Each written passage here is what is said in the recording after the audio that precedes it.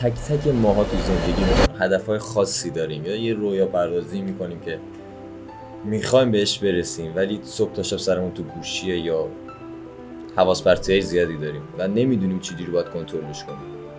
ازت میخوام تا آخر این ویدیو با تمام حواس و دقت این ویدیو رو ببینی، چون میخوام کاری بکنم تا زندگی اصلی تو برگردونی و تمرکز کامل تو بذاری رو هدف. فقط با این چیز، دوپامین دیتاکس. همه ما فکر میکنیم که برای اینکه به اون هدفمون میخوایم برسیم حتما باید انرژی کافی داشته باشیم با اون دانایی و دانشی که میخواد، ولی اصلا اینجوری نیست. شما باید تمرکزتو داشته باشی، تمرکزتو کنترل کنی که دقیقاً کجا باید وقتتو صرف کنی، کجا باید کامل تمرکزتو بذاری و جوری اینو بچینی که وقتی کارهای کوچیک و کارهای بزرگ انجام میدی به مرور زمان که قبلا دوست نداشتی، با لذت انجامشون بدی. بذار یه مثال عادی از مردم بزنم براتون که وقتی میخوان کار کنن سر میزشون چی هست؟ گوشی، هندزفری، خود کامپیوتر، لپتاپشون، موزیک پلیر. همه اینا میتونن یه نوع حواس پرتی، یه نوع دیسترکشن باشن برات. یه نفر داخل کامپیوتر 6 تا مانیتور گذاشته و هر مانیتور داره یه چیزی نشون میده. مغزت نمیتونه هندل کنه که هر مانیتور چیکار داره میکنه، تو باید چیکار کنی، حواست به کدوم باشه. تنها چیزی که نیاز داری یه صفحه نمایشه و یه پنجره کنارت که هر وقت خواستی اونو باز کنی یه نوری بخوره تو صورتت. به خودش چی غیر از این نیست. مغز اکثر ما تک‌بعدیه و تمرکزش رو فقط میتونه روی یه چیز بذاره. وقتی داری درس میخونی یا وقتی که داری کارت انجام میدی، یه نوتیف از تو گوشیت بیاد، تو تا نفهمی نوتیف چی بود، هدفش چی بود، چیکار باید بکنی، چه خبریه، نمیتونی تمرکزت رو بذاری تو ادامه کارت.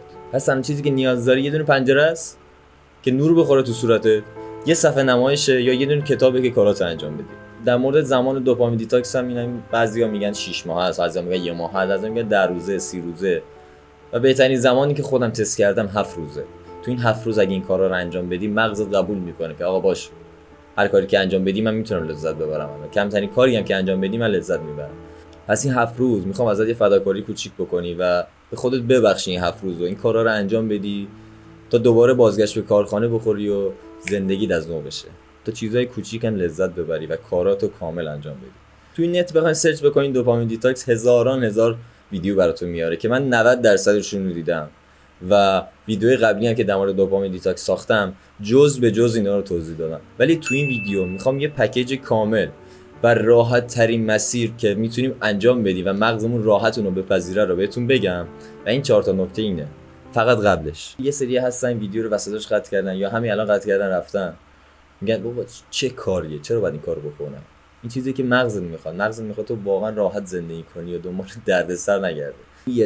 1% که میان این ویدیو رو تا آخر نگاه میکنن، چند ماه بعد میبینن که چه اتفاقی تو زندگیش افتاده و واقعا از خودشون تشکر میکنن. و رسیدیم به 4 قدم اصلی که باید از فردا شروع کنی تا اینا رو انجام بدی و دوپامین ریست بشه و از کارهای کوچیکت لذت ببری.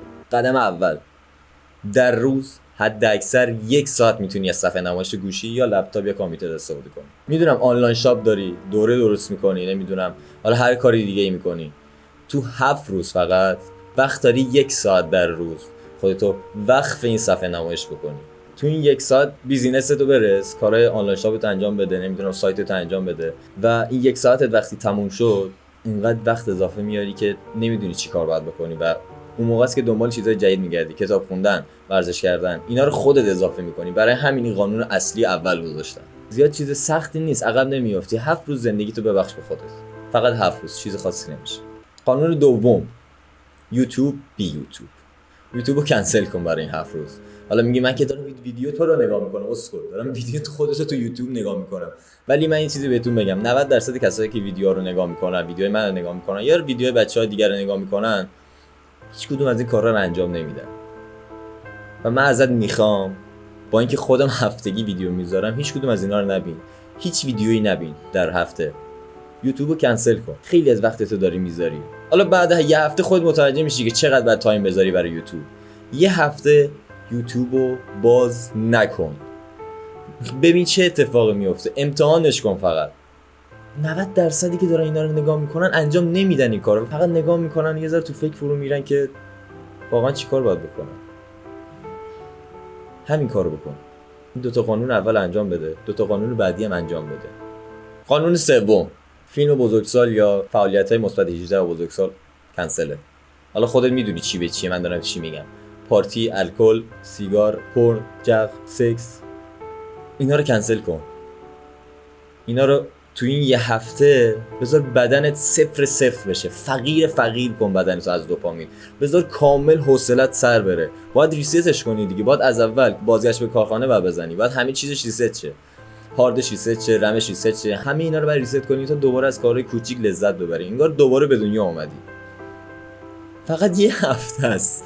خودتو نگه دار. یه هفته این کارا رو انجام نده.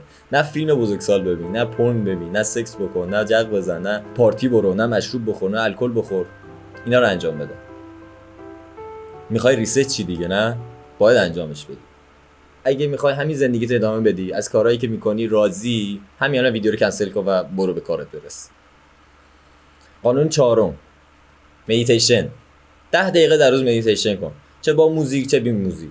من تو کانال تلگرامم موزیکایی که تو مدیتیشن یا کارهای روزمره‌ای که انجام میدم چه ساعتی انجام میدم اونجا براتون میذارم و تو اینستاگرامم ویدیوشو رو میذارم.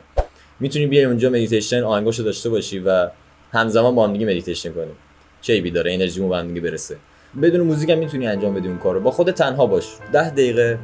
حالا تایم مفیدش 30 دقیقه تا 20 دقیقه است. ولی چون قراری چیز جدید رو انجام بدی 10 دقیقه براتون کافیه. و یه چیزی هم بهتون بگم، 2-3 روز اول قرار خیلی سخت باشه برات.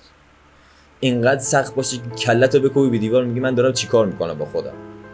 اینقدر سخته که چندین ساعت سقفو فقط نگاه میکنی و به فکر فرو میری، نمیدونی چیکار باید بکنی. چون گوشتی رو ازت گرفتم، پورن ازت گرفتم، سکس ازت گرفتم، جغ ازت گرفتم، بازی رو ازت گرفتم، نمیدونم تمام چیزایی که داری کتاب خوندن و ورزش کردن و مدیتیشن و صحبت کردن چیزای واقعیه.